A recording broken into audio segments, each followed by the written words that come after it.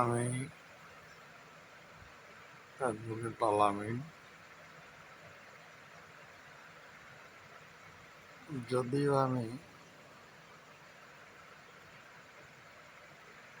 বিএনপিকে মনে প্রাণে ভালোবাসি,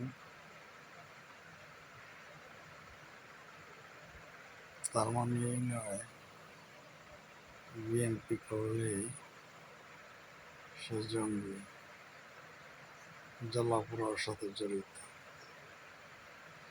হ্যাঁ, কিছু কিছু লোকে বলেন যে বিএনপি জ্বালাপোড়ার সাথে জড়িত। এটা তাদের একটা রাজনৈতিক চাল, তাদের একটা পলিটিক্স, তারা বলবে এটা। কিন্তু আদৌ কি বিএনপির কোন লোক জ্বালাপোড়ার সাথে জড়িত? আমার প্রশ্ন এটা। এখন কথা হয়েছে গিয়া যে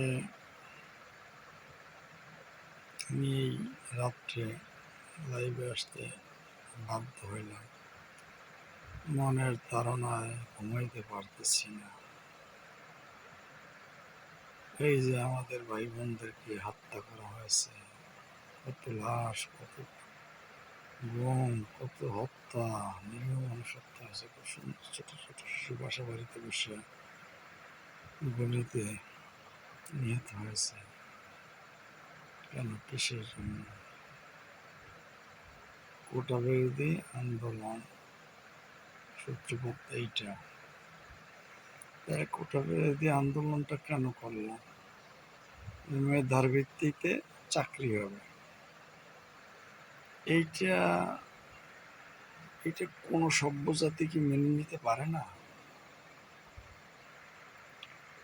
সভ্য জাতি হলে তো এটা মেনে নেওয়া উচিত, মেধার ভিত্তিতে চাকরি হবে।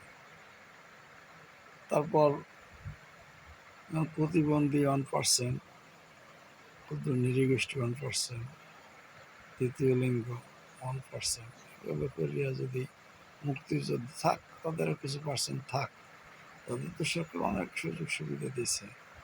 আমি একজন মুক্তিযোদ্ধার সন্তান, আমার বাবার সার্টিফিকেট আছে, আমার বাবার নাম ছিল, আমি ঝালকাঠি জেলা মুক্তিযোদ্ধার সন্তান হিসেবে আমার কার্ড আছে। কিন্তু কী কারণে যেন বাদ হয়ে গেল, আমার বাবা বাদ হয়ে গেল, জানি না। ওই যে যুদ্ধের সময় আমাদের বাড়ির ঘর পুরাই ফেলাইছে। এখন বিষয়টা হচ্ছে, তাতেও আমার কোনো আক্ষেপ নেই, কারণ এখন প্রকৃত মুক্তিযোদ্ধা কয়জন আছে তালিকায়? প্রায় দেখি পত্রিকায় যে ভুয়া মুক্তিযোদ্ধা, 71-এর পরে জন্ম হয়েছে তারা মুক্তিযোদ্ধা। এসবের ভিড়ে তো প্রকৃত মুক্তিযোদ্ধার হারাই যাইবে, এটাই স্বাভাবিক। এই জন্য কোনো দুঃখ নেই, কষ্ট নেই।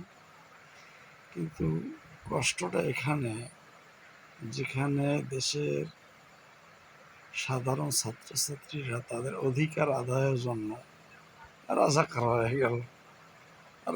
হয়ে গেল। অর্থাৎ মাননীয় প্রধানমন্ত্রী বলেন যে আমি এটা বলি নাই, কিন্তু আসলে এখন উনি তো বলবেন এটা। কারণ হচ্ছে উনি সুস্পষ্ট এটা বলছেন যে মেধাবীদের কি মুক্তিযোদ্ধার নাতি নাতনিরা দেব না, দেব কি রাজাকার সন্তানদের।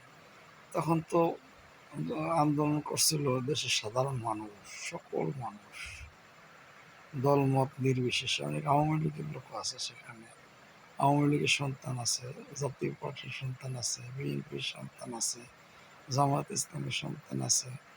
সকল মানুষ এটার পক্ষে।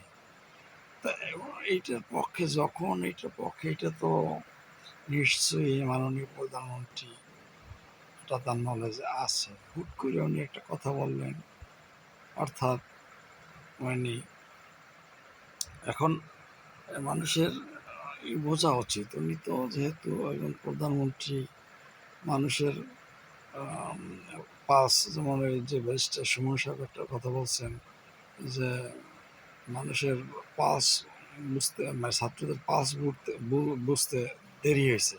হ্যাঁ, এই কথাটা আসলে ঠিক। পালস বোঝা উচিত। যেহেতু একটা রাষ্ট্র পরিচালনা করেন, পালস প্রতিটি মানুষের, প্রতিটা শ্রেণী বা প্রতিটি শ্রেণী মানুষের পালস বোঝা উচিত। কার কি দাবি, কে কি চায়। এখানে তাদের দাবিটা তো ছিল সাধারণ দাবি, এটা যৌক্তিক দাবি, এটা এখন এখন 90% মানুষ এইটার পক্ষে, 90 অর্থাৎ মুক্তিযোদ্ধারাও এটার পক্ষে। তাহলে কেন উনি এইটার ইস্যুটা নিয়ে এই যে লক্ষ লক্ষ লক্ষ লক্ষ না সরি, শুনতেছি আমরা বিভিন্নভাবে শুনি, নেট তো বন্ধ ছিল, যে হাজারে হাজারে লোক হত্যা করেছেন। এখন জানি না এটা কতদূর কি বের হইবে, আস্তে আস্তে বের হইবে, যেহেতু নেট নাই বের হইবে, খুন গুম হয়েছে। এখন আমার বিষয়টা হয়েছে যে এত বড় একটা ঘটনা ঘটে গেল, এরপরে ছাত্ররা দাবি, ছাত্ররা মোটামুটি ওই যে হাইকোর্টের রায়ের পর একটাই হয়েছে, স্বস্তি ফিরছে। তাদের দাবি ছিল কি, যারা হত্যা করছে তাদেরকে বিচার করবে, এবং এইভাবে আরো কয়েকটা তাদের দাবি ছিল। এই দাবিগুলো তো অযৌক্তিক কিছু না, যৌক্তিক। আপনারা তাদের সাথে বসতেন, তাদেরকে বলতেন একটা একটা আমরা এভাবে আশ্বাস দিতে পারতেন, কিন্তু সেটা না করে আপনারা অ্যাকশনে